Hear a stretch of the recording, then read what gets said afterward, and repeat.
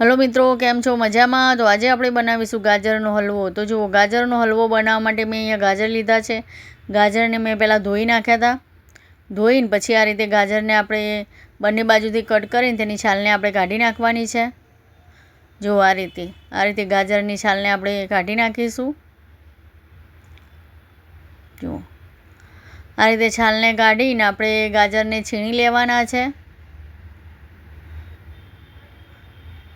જુઓ, આ રીતે આપણે બધી છાલ કાઢી નાખીશું ગાજરની.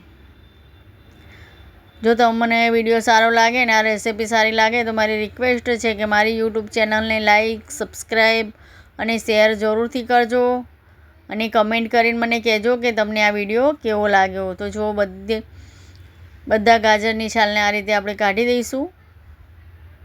જુઓ, આ રીતે તમે ગાજરનો હલવો એક વખત બનાવી જોજો. ખૂબ સરસ હલવો તૈયાર થાય છે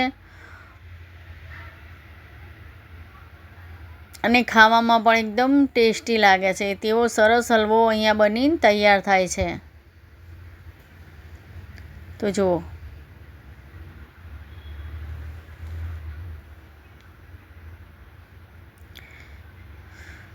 તો અહીંયા બધા ગાજરની છાલને મેં કાઢી નાખી છે. તો હવે આને આપણે છીણી નાખીશું. તો જો આ રીતે આપણે ગાજરને છીણી નાખવાના છે.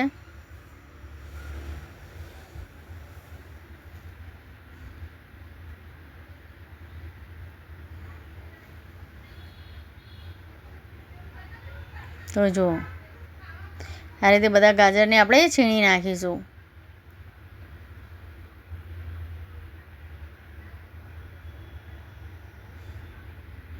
આપણે અહીંયા નાની જ છાયણી લેવાની છે. છીણતી વખત આપણે મોટા કાણાવાળી છાયણી નથી લેવાની. આપણે નાની છાયણીથી જ આ રીતે છીણી નાખીશું ગાજરને. એકદમ નાના નાના લચ્છા થવા જોઈએ આના ગાજરના.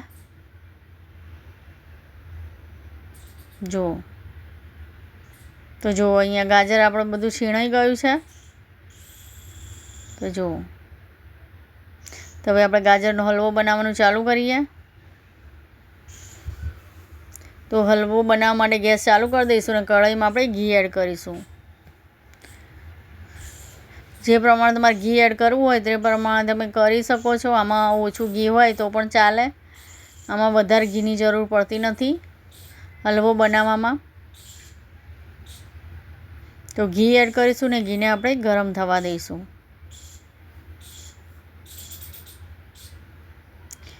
પછી ઘી આપણું ગરમ થાય એટલે જે આપણે ગાજર છીણીને રાખ્યા હતા તે ગાજરને એડ કરી દઈશું.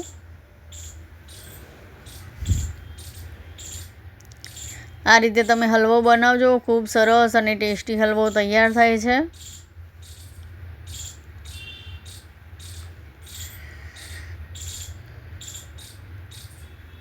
આપણે ગાજરને અંદર એડ કરીને તેને આપણે મિક્સ કરી નાખીશું. મિક્સ કરીને ગાજરને થોડી વાર માટે ચડવા દેવાના છે. જ્યાં સુધી થોડા પોચા ના થઈ જાય ગાજર ત્યાં સુધી આને આપણે શેકીશું ઘીમાં. સરસ આપણા ગાજર એકદમ પોચા થઈ જશે. આ રીતે મિક્સ કરતું જવાનું છે એટલે ગાજર સરસ એકદમ પોચા થઈ જાય. આપણે એકદમ અંદર દૂધ નથી નાખી દેવાનું. આપણે થોડી વાર માટે ઘીમાં શેકાવા દેવાના છે ગાજરને. નકર પછી શું ગાજર આખા રહી જશે અને હલવાનો ટેસ્ટ સારો નહીં આવે. તે માટે આને થોડી વાર માટે આપણે શેકાવા દઈશું ઘીમાં. ઘીમાં શેકાય પછી આપણે તેમાં દૂધ એડ કરવાનું છે. આ રીતે આપણે શેકાવા દઈશું. સતત મિક્સ કરતા રહીશું.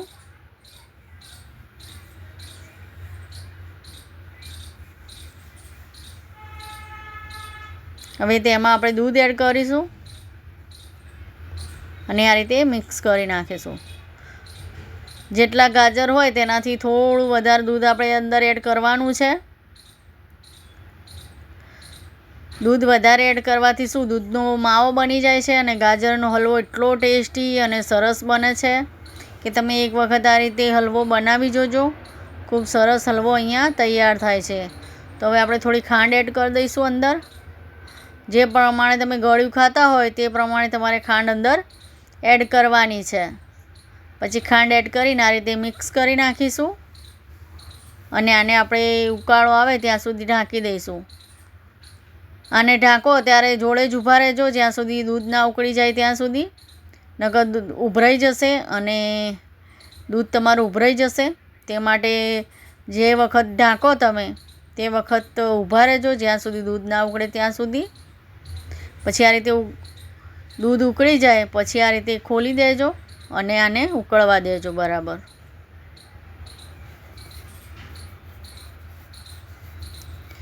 હવે આપણે દૂધને બળવા દેવાનું છે. આ રીતે જો મેં ઢાંકણું ઢાંકી દીધું હતું ને અડધું ઢક્કન મેં ખુલ્લું રાખ્યું હતું જેથી દૂધ આ ઉભરાઈ ના જાય તે માટે અડધું ઢક્કણ ખુલ્લું રાખ્યું હતું અને અડધું જ ઢાંકણું આપણે વાખ્યું હતું. તો જો અહીંયા દૂધ અડધું બળી ગયું છે તો આપણે થોડી વાર માટે ચેક કરતું રહેવાનું અને આ રીતે જો જે મલાઈ આજુબાજુ ચોંટે છે તેને તેમાં મિક્સ કરતું રહેવાનું દૂધમાં. આ રીતે હલવામાં મિક્સ કરતું રહેવાનું છે થોડી વાર જોઈને. તો જો ફરીથી આપણે મિક્સ કરી નાખીશું. તો જો ગાજર સરસ એકદમ બફાવા લાગ્યા છે અને દૂધનો માવો બનવા લાગ્યો છે. જો આપણે દૂધને એકદમ બળવા દેવાનું છે તો જ એકદમ હલવાનો ટેસ્ટ એકદમ સરસ આવશે અને ગાજર પણ આપણા સરસ એકદમ ચડી ગયા હશે. તો જુઓ દૂધ અહીંયા બળી ગયું છે. જુઓ બધું એકદમ દૂધને બળી જવા દેવાનું છે. જ્યાં સુધી તેમાંથી ઘી ના છૂટે ત્યાં સુધી આપણે આને થવા દેવાનું છે, ત્યાં સુધી બળવા દઈશું આપણે. તો જુઓ અહીંયા દૂધ બધું બળી ગયું છે. જુઓ હજી પણ થોડું દૂધ છે તો તેને આ રીતે મિક્સ કરતા જઈશું અને દૂધને બળવા દઈશું. દૂધ બધું બળી જશે અને ઘી બધું ઉપર આવી જશે એટલે આપણો હલવો તૈયાર થઈ જશે ગાજરનો. જો આ રીતે મિક્સ કરજો નકર નીચેથી ચોંટી જશે અને ગાજરનો હલવો ખાવામાં સારો નહીં લાગે. એટલે જ્યારે પણ દૂધ આટલું બળી જાય ત્યારે એકદમ સતત મિક્સ કરતા રહેજો જ્યાં સુધી ઘી બધું ઉપર ના આવી જાય અને હલવો એકદમ કોરો ના થઈ જાય ત્યાં સુધી આને મિક્સ કરતું રહેવાનું. જો આ રીતે મિક્સ કરતા રહેજો નકર ચોંટી જશે અને હલવાનો ટેસ્ટ સારો નહીં આવે. તે માટે જ્યાં સુધી ઘી ઉપર ના આવી જાય ત્યાં સુધી આને મિક્સ કરતું રહેવાનું છે. જો આ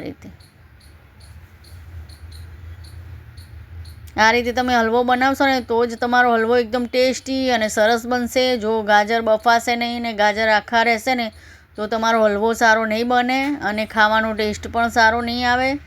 તે માટે આ રીતે હલવાને એકદમ આપણે દૂધ બધું બળવા દેવાનું છે અને આ રીતે હલવો એકદમ કોરો થવા દેવાનો છે. જુઓ દૂધ એકદમ બળી ગયું છે. જેટલું આપણે દૂધ નાખ્યું હતું તેનો અંદર માવો બની ગયો છે અને દૂધ એકદમ આપણું બળી ગયું છે. જુઓ અને ગાજર પણ સરસ દૂધમાં આપણા બફાઈ ગયા છે. જુઓ આ ટ્રીક તમે અપનાવશો ને તો જ તમારો ગાજરનો હલવો એકદમ ટેસ્ટી અને સરસ બનશે. જુઓ આ રીતે મિક્સ કરતાં જુઓ બધું દૂધ બળી ગયું છે અને ઘી જુઓ બધું ઉપર આવવા લાગ્યું છે. જુઓ આ રીતે આપણે સતત મિક્સ કરતા રહીશું. જે છે આ રીતે છેલ્લે જ આમાં કરવાનું છે. બીજું ગાજરના હલવામાં કશું જ નથી હોતું. આ રીતે આપણે છેલ્લે જ દૂધને બળવા દેવાનું હોય છે એકદમ અને મિક્સ કરતું રહેવાનું હોય છે.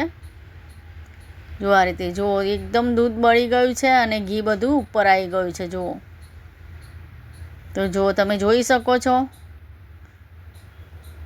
કે ઘી ઉપર આવી ગયું છે. જ્યારે દૂધ બધું બળી જશે ને એટલે ગાજરના હલવામાં એકદમ ચમક આવી જશે. જુઓ તો જો તમે જોઈ શકો છો કે દૂધ બધું બળી ગયું છે અને ઘી બધું ઉપર આવી ગયું છે. તો આપણો ગાજરનો હલવો આ તૈયાર છે. જુઓ